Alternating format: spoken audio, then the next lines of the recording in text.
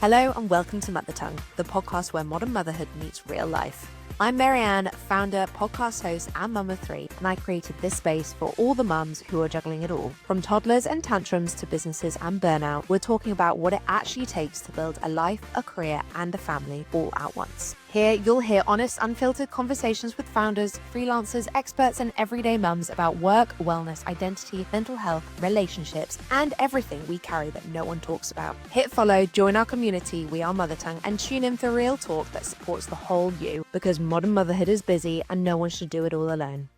We are so incredibly excited to welcome Nada, who is the founder of the home order to Mother Tongue. Nada, how are you? I'm excited. I'm good. Me too. I love how we've just squeezed this in a matter of days before you travel for summer. I'm currently hiding from all my children, and I feel like this is actually quite a nice break. I was thinking that recently. I feel like weekends can really overwhelm me. I get incredibly touched out incredibly quickly, and actually finding some time where I can just have some silence or me time is so important. Otherwise, I get to Sunday and I'm like, oh my God, I can't do this. I can't do this. Yeah. I think Sunday and noise, they go hand in hand. I know. It's full on. Anyway, enough about that small chit chatter from me for today. I want to start, before we get into all things home reorganization, I want to just start by you telling everybody a little bit about yourself and how you got into home organization, because it's quite a niche career, let's be honest. It's a very new niche, to be honest. And honestly, if it wasn't for a TV show, I wouldn't know that I could monetize my hobby and who I am. So I'm very thankful for Netflix for that. So I'm Nada. I'm a mom for 2 kids. And it all really started and shaping up when I had my second son, my second child, my son. And we had recently moved into our new current home. And very jet lagged as well. We were in the States and we came here. 3 a.m. organizing the house, searching on Amazon and everywhere, and I couldn't find any organizers. Like, even other than IKEA, nobody had these clear bins, all the nice fancy organizers that you see. And in the first year when the home order started, it was an online store for organizers. And I don't think anybody remember that. No. Yeah. So this is when it started. Like, there was a lack in the market. It was also COVID. And I thought, we need this. And every single month, people would ask me more about the service than the containers themselves. Because even when they buy the container, there was still the problem of, where do I use this? And how do I do this? So after a year later, I was like, you know what? This whole online shopping thing is not for me. And I really do have a passion to organize things around me. So we jumped into the service and we stopped the online store. Amazing. So because you've shared lots of advice, helpful tips and tricks to me over the last couple of weeks on buying, like where to buy certain things that we need, that like just small things that are going to make such a big difference. Like your knowledge for the item itself is so incredible too. Is there a reason why you decided to ditch the store and just stick with the home organization? Honestly, yes. It was a lot of website maintenance and stock. Yes. And then also, when everybody jumped on this trend, Amazon is full of organizers, from really good quality to really horrible ones. And they're very flexible in terms of return, fast delivery, Yes. color variation, all of that. And we also have the giant, which is IKEA. Yeah, true.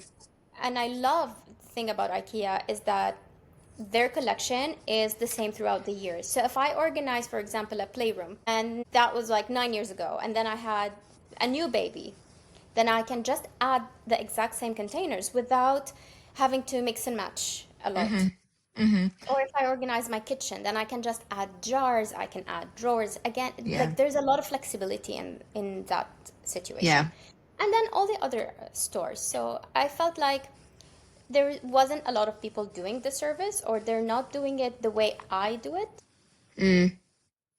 But there's a lot of people offering the containers. So this is when the shift happened.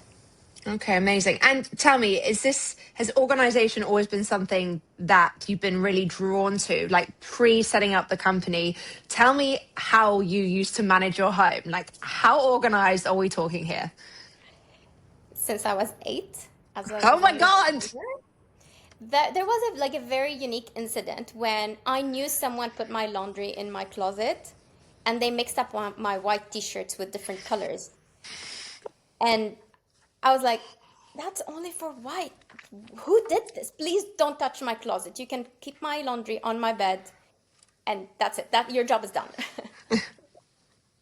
So that was, Oh. I've always been like that. I really love systems and order. Like, if you give me a rule, I will follow it all the way to the end. No zigzags. I love that because I'm totally the opposite. I feel like I really struggle with order. I really crave order in my life, but I really struggle to stick to it. It's always been something that I've struggled with, probably the ADHD inside my brain. But when you had kids, did your mindset for organization change at all? Like, are there certain areas of your house that you're more particular about versus others? Absolutely. Most important was medicine cabinet, because Yes. before they were able to have a playroom, it was fever, sickness, all of that, and to search at 3 a.m. through your medicine cabinet on where's the thermometer or where's the extra Panadol or all of these like first aid equipment. If it's not there and clear, you would waste your time, and you're already exhausted and you're already Mm, having too much to think about, and it's very emotional. mm, There's a lot of emotion between having to take care of a situation with a baby, your baby, or with a different adult. So having a set up, organized system will just eliminate the thinking process and will be more like robotic. Like, yeah, I find this there, done. yeah, it's so true. And I mean, talking of medicine cabinets, because this is something that I've actually done recently. I was so fed up of opening the cupboards and seeing stuff everywhere, not really knowing what everything was, finding things that were out of date, or just, having that. I don't love keeping hold of medication that we're not using anymore, for example. So if we've got another pot of antibiotics that we're not using, I might get rid of it. I know some people might be like, oh my God, you're mad. But I also don't like having that there in case I don't want the option to give it to someone if they don't need it, if that makes sense. I'd always rather have someone medical say to me, this is the opportunity, like this is now you take antibiotics or you need this medication now. But yeah, and it was so satisfying. But for people who might open a cupboard of medication and be like, oh my God, where do I even start? Where are we starting with the medication cupboard? Right. So first of all, we need to put two umbrellas. We have adults and we have children. And then we can go into subcategories in each. A third direct category could be first aid, because this can work for both adults and children. So Yes. once you set up all first aids, which is like gauze, wound cleaning, plasters, some painkillers for both adults, kids, mosquito repellent or mosquito afterbite, some of these things that you would use and need to grab without opening everything else. So that needs to be set up and labeled very clearly first aid. And then we go to children, and then we can go to adults. With children, we can have the regular thermometer, Panadol, all of those, like cold and flu, I would say. Yes. And then Yes. we can go into the other category, which is, I think, most people have it, like nebulizer, the Yes. physiometer, and all of that. Because again, Hmm. like children under 5, like you use this more than you go, I don't know, use your blender and like Yeah. at some point. Yeah. So true. So children can have two containers or two drawers, let's say, one for their cold and flu and one for like more serious illness. As for adults, it depends on how much they would like to keep. So again, there's like the cold and flu, there's antibiotics, there's digestion, and it depends on every single family. Like if you don't have any of the above, then just like cold and flu and some minor medication that you would reach for is enough. But other families really need, like they would fill up a whole container of a single health issue. Yes, for That sure. needs And then if there is someone in the family who needs particular medication nonstop, then this person needs their own container. Yes. And what about supplements? Would you put supplements in with medication, or would you tend to keep them separate? Only if it's backstock, but then it will have their own basket. But supplements, they need to be, and it depends on where they locate it. Most people in Dubai, they don't have space in their kitchen for their extra supplements or even the medication itself. Usually it's in a storage room or in a super high shelf Cupboard. in the Yeah. kitchen. So it depends on where they're locating this. Ideally, daily use items needs to be in hand reach. Yes. So this is the category, and I'm sure we will talk about this every day. So you have your arm. So straight is your daily items. You don't need to bend. You don't need to go higher or lower.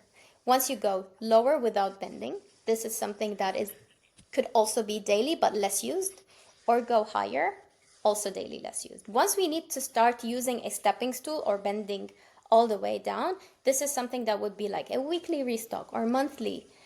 So again, it's all about location as well. And then in terms of like the storage items that we're using to put these things in, do you have a preference of what you use? We have drawers, but ours are quite small. So we have to subcategory ours quite a lot, which can look quite messy. We have a little bit more space, so it's okay. But what kind of storage options are we looking at for this? Usually it's preferred to be a drawer or drawers for, again, like first aid or things that they use more frequently. Anything else could be in a container with a lid and they could be Yeah. stacked. So Yes. it depends on each space. Some people have extra drawers or like a chest of drawers. And all of the medication could be in a chest of drawers as well. So Yeah, that's a it good depends point. on every space. That's a good point. All right. And now, if we're in medication and supplement era of life, I now want to move into kitchens, because kitchens, again, I feel like kitchens can be such a minefield and really overwhelming, especially if people are moving into a new space. And I remember when we moved into our kitchen, and again, we're lucky we have quite a big kitchen, but I was so overwhelmed by how many boxes I had, and I had no clue where to start or where to put things. So when it comes to that process, where do we start and what do we do? How do we go about it? The first step is unpacking, right? Yeah. So that's for sure things that need to happen. And people usually rush when they're unpacking and they start putting items directly in the cupboards. Right. Okay. This will make the process faster. Whereas this is just shoving items and hiding it, but you're not creating a system. So since you're already unpacking, since everything is still like a blank canvas, I would say take your time and lay everything on the floor and give space. So anything that is, let's say, bakeware needs to go together. Machines needs to go together. With machines also, there's things that are daily and things that are less used. We'll go into that later on. But then there's anything that is food prep, cutting boards, washing bowls, strainers, cutting, did I say cutting board? Graters, a lemon squeezer. So all of the things that you use. So again, this is one category. And ideally, this needs to be next to the sink because this is where you're washing your fruits and vegetables. So why would you put it across the kitchen and then every time you need to wash something, you need to walk around to grab it and come back? Anything that is pots, pans, bakeware needs to go into a very near cabinet next to the oven and stovetop because this is where it needs to be. Now with hosting, it depends on the kitchen space. Hosting can be either on a sideboard next to the dining table, so you set up the table at once, or it could be in a specific space in the kitchen. And then there's the daily wear, which needs to be super easy accessible. If you have kids, then they will need their own cupboard, easy to reach, depending on the age, but usually bottom, easy to reach, away from the stovetop and away from the oven, so they are not in any harm. That's a very good point as well. And at what age did you, with your kids, for example, encourage independence and get them to start, going to get their own knives and forks and also their own bowls and their own cups? Because ours can, but all of their stuff is a little bit higher, so it's not so easy for our middle child to get everything. But when do you think thinking about that is quite important? That is parenting, honestly. So this is depending on every single mom and how she wants to do this with her children. For me, I chose it when they started walking and are able to grab their stuff. Because again, for me personally, I like to be involved in the kitchen in my house. And when I had my eldest, we had a live out nanny. So most of the cooking was done by me. And in that category, I just put my daughter next to me in her high chair. Yeah. And whatever I'm doing, she was doing with me. So she had her set since she was, I don't know, 6 months old. But then when she was a year old, she directly had her lower cabinet and she would walk, bring her items and play with them sometimes. Again, Yeah. this is very dependent on every parenting style. Yeah, I love that. And then what about things like knives? So dangerous items. Now, we have two big like cutlery drawers. One is kind of like for the daily cutlery, kids cutlery, and I think that's pretty much it. Straws and things that the kids use quite a lot. And then the drawer next door to it is all kind of, your cooking spoons and garlic presser, but also has all our knives in it. And I'm always really conscious of that being at reach for the children because obviously knives are dangerous. How do you go about that? Like keeping the knives. I mean, obviously I want everything to be in one place, but I also don't want the kids to be able to go and reach a knife. Not that they really ever do try to, but who knows? Who knows with kids? No, absolutely. It also depends on, like, you would know your child if they are into cheeky business or not, right? So Yes, if you true. know that, and if you explain that this is very dangerous, this will hurt you, and then they accept it and they move on, it doesn't, like, you normalize it as well. Like, this is a kitchen knife. There is no business happening between you and this knife, so please leave it alone. Then you just put it in your drawer and life goes on. Or you can, it depends on the drawer height. You can also keep it like in a very deep corner on the countertop. That is an option. Another option is to always add a lock Yeah, on the yeah, drawer. yeah. A child look. So there's always things that are removable eventually, like when they reach a certain age, you can just remove the stickers, or you can just do like a proper lock with a carpenter. And when it comes to jars, so obviously there's been a big trend on Instagram over the last couple of years. Everyone redoing their kitchen and everything's in beautiful glass jars with labels on it inside a cupboard, which obviously from an aesthetics point of view looks lovely. And I mean, I for one have done this in my house. However, we've now got to this point where I don't have matching labels on the jars and I don't know when certain things might have gone out of date. So I've got, the Chinese five spice that's kind of shoved at the back of the herb cupboard bit. And I'm like, how long has that been in there? What is your take on the aestheticsness of having a system like that versus the functionality? And is it really needed? So is it really needed? It depends on every household and their lifestyle, obviously. So jars are beautiful. Do they preserve food? Yes, but not necessarily the best. Some jars are not properly airtight. Whereas if you do get like a proper bag clipper, or if you do now there's these fancy machines that reseal the bag, this could be a better option to preserve the food itself. Now, that is the main object, preserving the food, because you bought it, you made an effort to go to the supermarket and pick it up. Depends on your lifestyle. Do you have time to maintain and decant every item in this jar? Then do it. Absolutely do it, because it's easier. It gives you more visual. When you open your cupboard and you have all these jars next to each other, like you would directly and visually see, like, I'm running low on spaghetti. Oh, I need to refill the rice container. So that is why we prefer jars. But what ends up happening with some houses is that they buy the jars, they can't keep up with the jars, and then their pantry is full of jars and bags full of food, taking double the space, and complete chaos will happen. Yes. So if you're able to maintain it, go for it, do it, but do invest in a good quality airtight containers.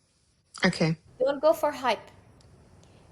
Because again, in the kitchen, a lot of things break. It's daily use. So if there is a set of like really fancy containers that you like, and then in a year or so you feel like I need to buy more, and there's no more of this collection, so it was like a limited edition collection, then there will be a mix of jars. That's fine to some people, because then there will be like matching jars. But to some people, then they would prefer to go and throw these and buy a whole new set. So again, there is sustainability versus, is it worth really buying this? Is it not? Can we use it in a different location? Again, absolutely. Just saying, like, if this is the first time investment, I would go for classic, generic, long lasting, quality over anything else, because this will last you years and years if it was the right container.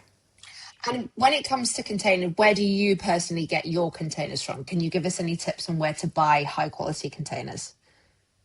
It really depends. Like IKEA has one of the nicest, like old school, I think they're called Kroken containers. It's where like you can change the seal, Okay. the silicone seal. These are very good jars, but these are also glass jars. Some people prefer, for example, like food safe plastic jars.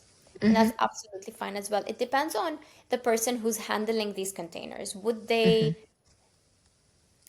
handle it with oily hands and it becomes slippery? Because glass is very slippery. So you have to Yeah, be that's true. careful. Yeah, that's a good If point. that, again, like you don't want to be rushing through dinner and then cleaning up glass off the floor. So it really depends on every person. Tavola has beautiful collection, glass and like plastic, let's call them that, crate and barrel as well. I say they have both. They've recently added like a new, very, very nice collection. Doesn't look like IKEA. Home Center, they upped Yeah, their game recently a lot in the they have. organizing. It's beautiful, beautiful collection. So yeah, again, what really is different between one kitchen and the other is the measurement of their pantry.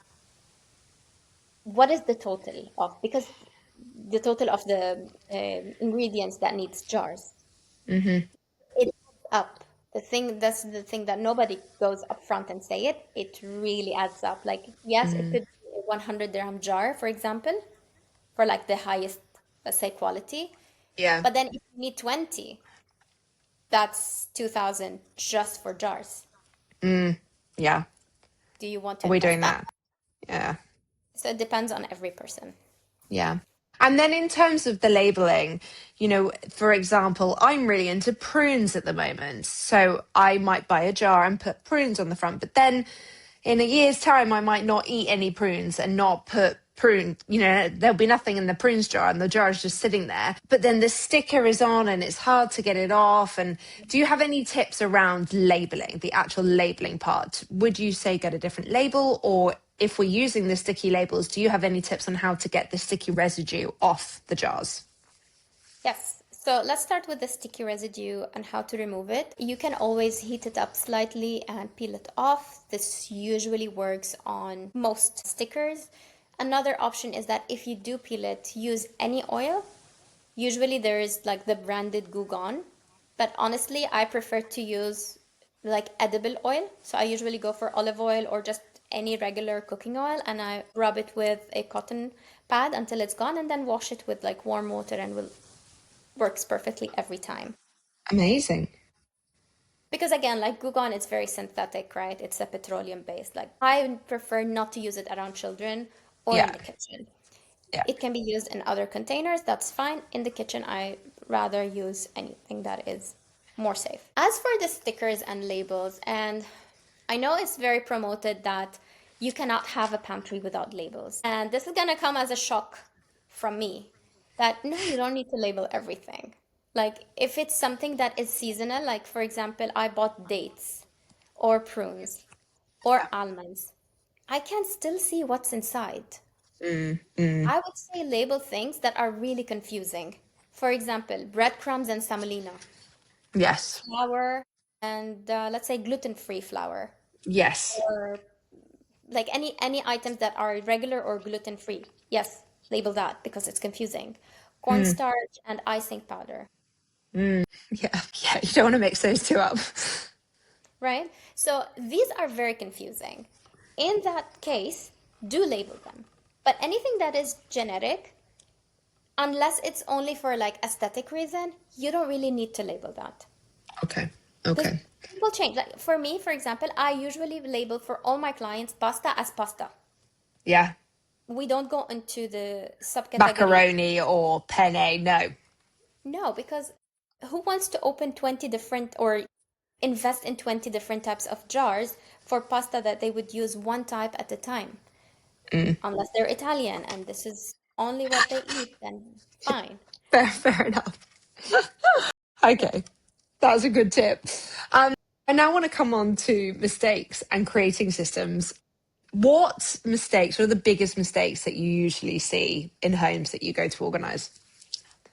Two biggest mistakes. It's one and done, and people really underestimate how they could continue maintaining the system. And people who buy way too many organizing containers that it ends up cluttering the system, or we can call it organized chaos. Again, without the decluttering, without creating the whole system. Problem is rushing, buying stuff, coming, shoving them into the containers, no labels, no thinking, an afterthought, and what goes with what, and having them stuffed in the cabinets with, again, without thinking like, this I use more frequently than that, but this is like more reachable than the other. So they would end up buying the whole new things again, like And categories or decoration. yeah, and you mentioned there, obviously, it's important that we have a few storage baskets and that we have some organizational bits to help us stay organized. But it's actually about building proper systems that's going to make the big difference. So I know you talk a lot about building systems. Can you talk about a little bit where we would start building systems, how we go about building systems? Because again, they're hard. Like putting those building blocks in place isn't necessarily straightforward, especially if you're thinking about another million different things all at the same time. Absolutely. First of all, start one room at a time. Yeah. If you're doing it separately without professional help, do it one room at a time. Start with one drawer at first. This is your starting point. In that room, try to think about what is daily use and what is less used. Then in that room, anything that doesn't belong in that room. For example, let's say we have party decoration in the kitchen left over from a party 2 months ago. Ideally, this needs to go in a storage room or with party decoration, wherever you keep those. Does it need to be in the kitchen? No. No. Okay. Then we have other categories like, so we spoke about daily or more frequent use. There is daily use, there is like less frequently used, and then there's seasonal. Seasonal can go all the way up because once you need it, let's say winter wear. If you're living in Dubai, you would rarely need winter wear unless you travel out of the country. So this could be stored all together between winter wear, accessories, which is gloves, scarves, hats, beanies, warmers, all of that needs to go in together, either into a separate room or on the upper storage in that specific room that you want to store it with. It could also be in a storage room if you do not want to, if you don't have extra wardrobe space. It could also be next to travel because again, Dubai and winter wear, they go together with travel. You rarely use it in the UAE. Yeah. And when we do have a lot of winter wear, we usually categorize it between Dubai winter and like warm winter. Winter. Yeah. Because like in January, you could use like a scarf or like a very small, gentle, like a blazer or cardigan, but you don't really need those raincoats or umbrellas or all of that. So ideally, these all need to go with seasonal winter wear.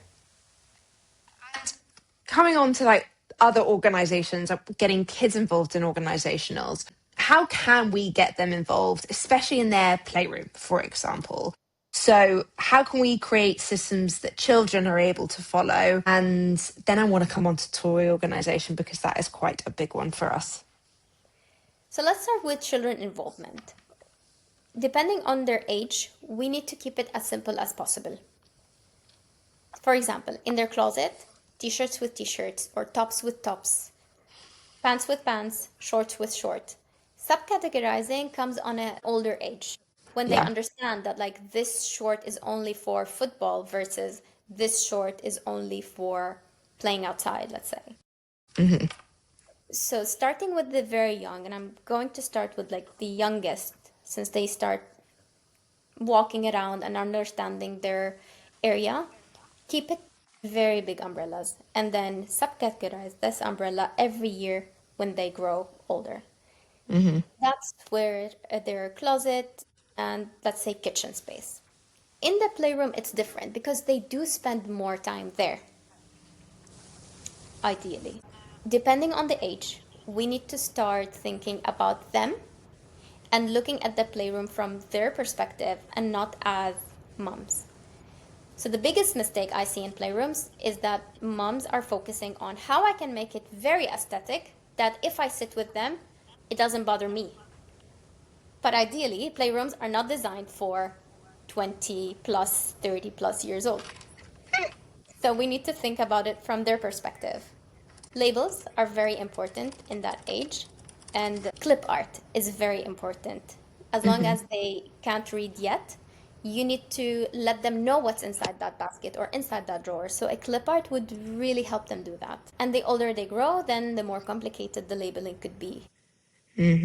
For example, if this is a basket full of cars, ideally the label needs to have a car shape. It doesn't have to be expensive, the label. It doesn't have to be vinyl cut and custom made. Obviously, this is more aesthetic, but it doesn't have to be. It could be any sticker or just use a painter's tape and draw a car on it. So anything that the kids can understand and understand that I lost my word, sorry. Like recognize. Like Yes. this is a shape of a car. This means cars are inside. So this is where I pick it up and this is where ideally I return it. Encouraging them every day when they're done playing to let's clean up, it will build the habit into organized systems for them. Like you built it in. Yes, yes. And what about toy rotation then? And also like categorizing things. So obviously we've done this recently together and it was actually so interesting to see your process and how in our playroom, for example, we got everything out. We looked at everything. We decluttered everything. When I decluttered everything, which I clearly needed to do for a really long time because there was so much in there that we just weren't really using or had duplicates of. And then obviously everything came back. But can you talk a little bit through the process of how you would suggest we go about organizing playrooms and also how we go about toy rotation? Toy rotation is perfect for kids because it's like bringing them a new toy that they haven't seen in a long time. Having it there. This goes also hand in hand with less is more. When you have a playroom full of baskets and double categories, let's say they have let's say magnet tiles. If they have two different types of magnet tiles, they don't need to play with them both at the same time. There's like the marble magnet tiles and there's the regular or classic magnet tiles. You can rotate between the two so that it just keeps on being interesting. Do they work together? Yes, absolutely. But at some point it will be like, oh, this is boring. I've had this for like 2 years now and I'm done. I'm over it. Yeah. So this really keeps them entertained.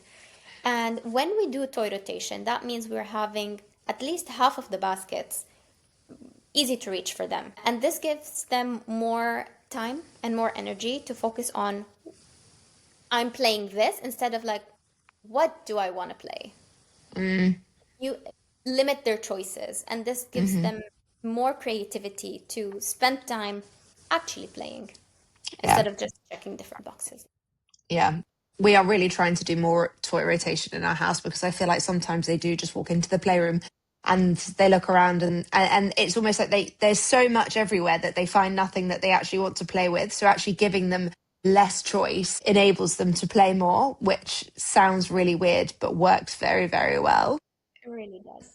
I then want to come on to managing things like paperwork, school letters, children artwork. Like we have a few kind of systems in place, as it were, but not really. And I just find it so overwhelming, the amount of stuff, especially that we get sent back from school in terms of like artwork, art books, photos, things like that. Do you have any suggestions or systems that you like to work with when it comes to managing like healthcare paperwork, medical records, books, all that kind of stuff, personal stuff, but then also all the kids' school work essentially?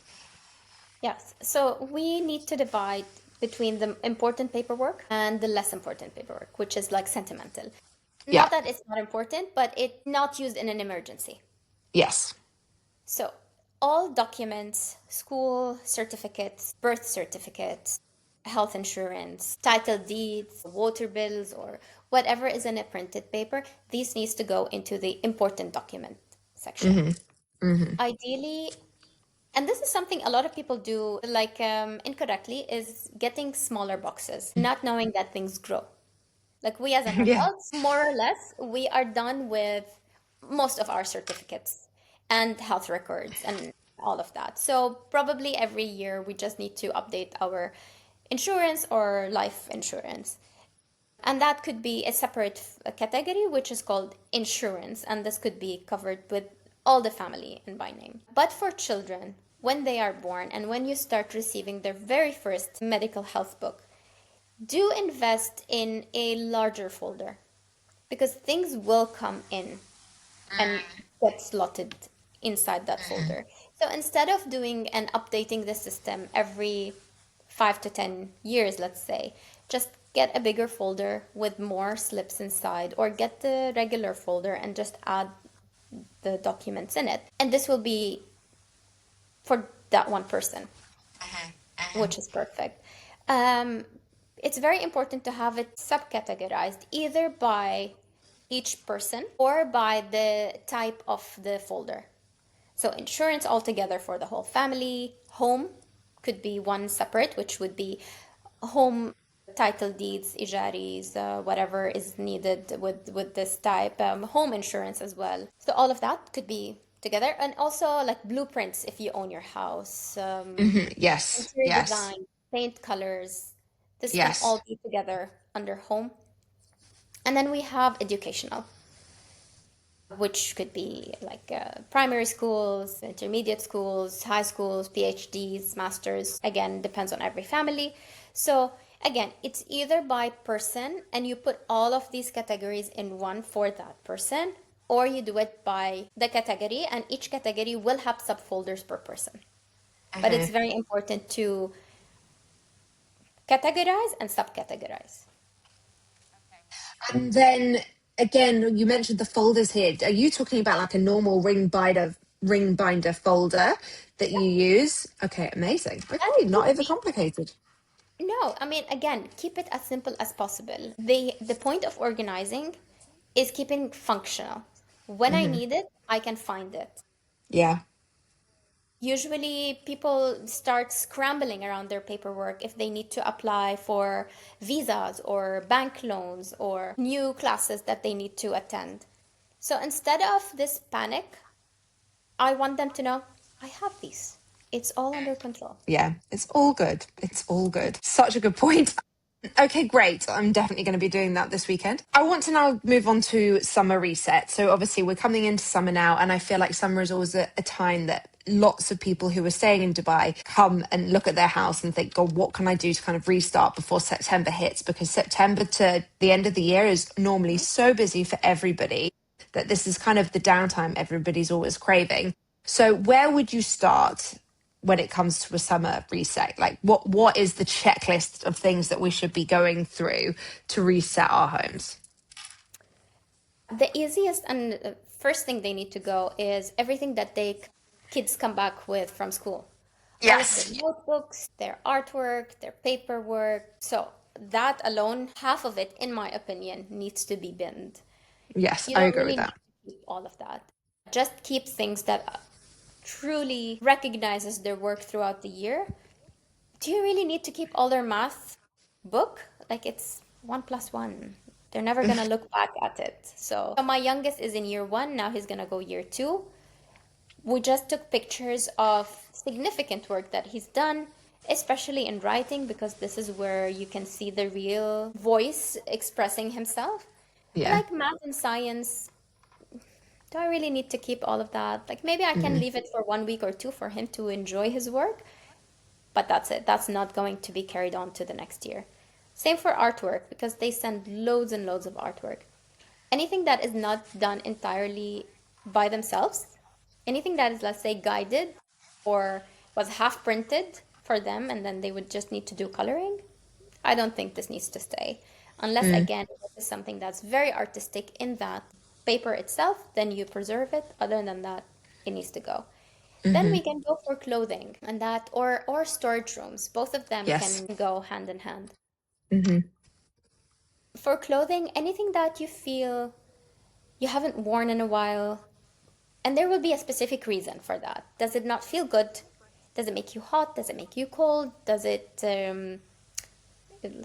pinch you from somewhere? Again, like these things, you don't need to keep it if it's bothering you, No. right? And then storage rooms. Storage rooms can be done either in the summer, like one whole summer reset, as you called it. Go through the containers, put them back, or usually if you do store Christmas in your storage room, that would be the perfect time to do it. Because half of it would be out anyway, and Yes, that would be like exactly. the perfect time to go thoroughly through that room because it's half the work is already done as well. And then the kitchen, let's say going back to kids, lunch boxes, water bottles, that's a lot. And there's a lot of like trendy water bottles. They are very, very nice. They look very nice, but it leaks. Why am I keeping it? Yeah, Like, the money's exactly. gone. And now you're basically paying rent for it to stay in your kitchen. So I think that's time to say goodbye. Yeah, I totally agree with that. Before we come on to our quick fire round, I wanted to just ask, what is the biggest myth people believe about organisation? Anything you can debust for me today? Yes, it's again, it's like the one and done. So organizing is a lifestyle. Even when we come in and make the system for you, which takes a lot of your plate, because sometimes starting or having the system done is the problem. Is the exactly. But then maintaining that system needs work, it needs commitment. We usually refer just like going to the gym. If you hire a personal trainer and you go to the gym, but then you eat junk food and you're not eating healthy, then you're not going to see results. So having a personal trainer is exactly like hiring a professional organizers. I can come, I can set up the system for you, but if you don't follow it, then you're not going to see results. So true.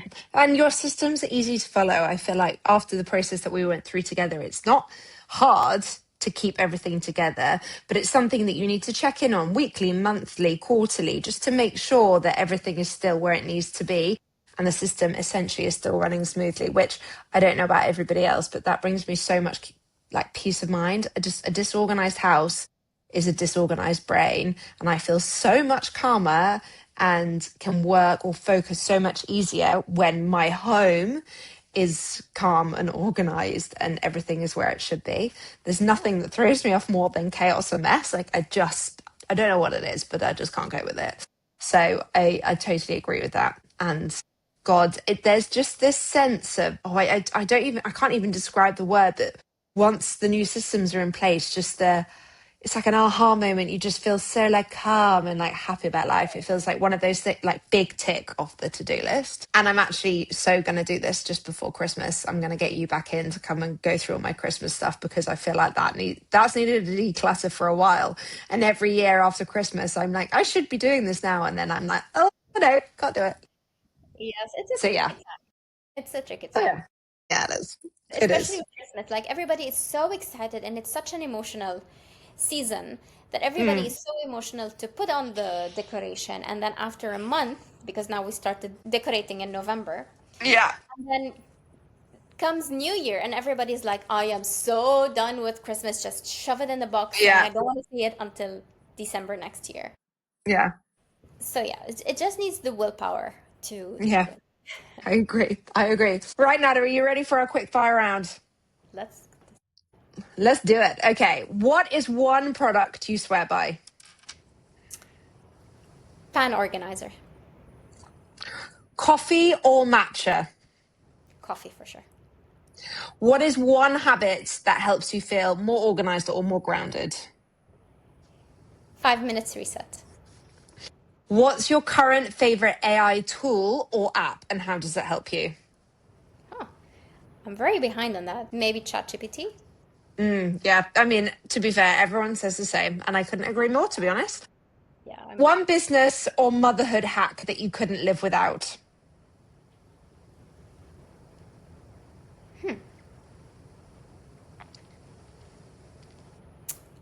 Get them involved. Love it. Your go-to wellness ritual that's under 10 minutes? Self-check-in. Love it. And the single most powerful thing that's helped you either in family life or your business life? Systems. Yeah, love it. And I couldn't agree more. I definitely need some more in my life. And Nada, for anyone who wants to reach out, say hi, ask you questions, or book an appointment with you, how can they get in touch? They can either reach out on our website, on our phone, or WhatsApp, or email. We're everywhere. Oh, perfect. Guys, I'm going to link everything in the show notes so you can reach out to Nada if you have any questions. Nada, you've been absolutely incredible. Thank you so much for your time today. Thank you so much for having me. Yeah, I will hopefully see you very soon. I'm sure you will come Christmas. I'm looking forward to it.